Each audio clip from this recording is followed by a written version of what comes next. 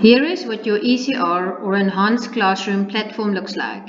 The example we are using is for CIMA E2, but this will look very much the same for CIMA Case Study, for any ACCA subject or any AAT subject. You will see that the content has been divided into manageable topics with learning activities in each topic.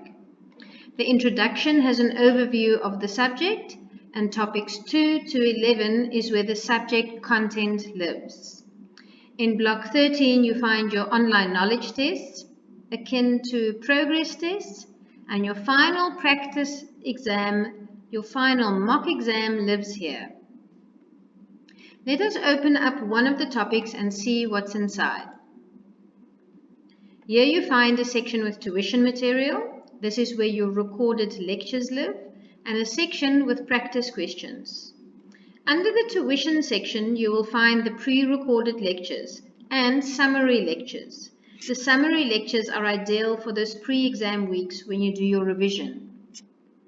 Let's look at a video on project management tools and techniques. Following on from the introduction to project management that we saw in Chapter 10, we're going to be looking at the various tools and techniques that we can use to manage the project effectively. The chapter will begin by looking at tools and techniques, of which there are 5 different ones we're going to see. We have work breakdown schedules, which are otherwise known as WBSs, sometimes also called work breakdown structures. We have Gantt charts, network analysis, also known as critical path analysis, or CPA. We have data visualization and the project evaluation and review technique, PERT.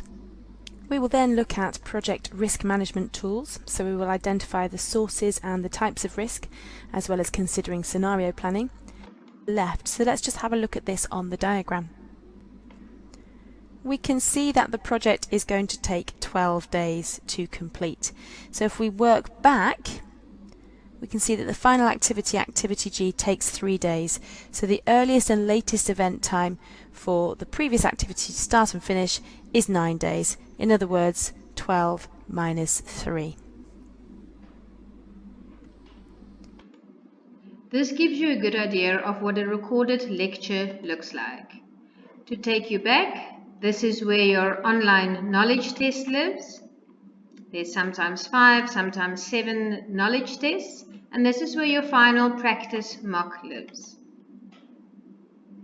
Your practice mock is done on the same model as your final exam, so it is an ideal opportunity for you to test the tool in the practice mock so that you will be familiar with the tool in your exam.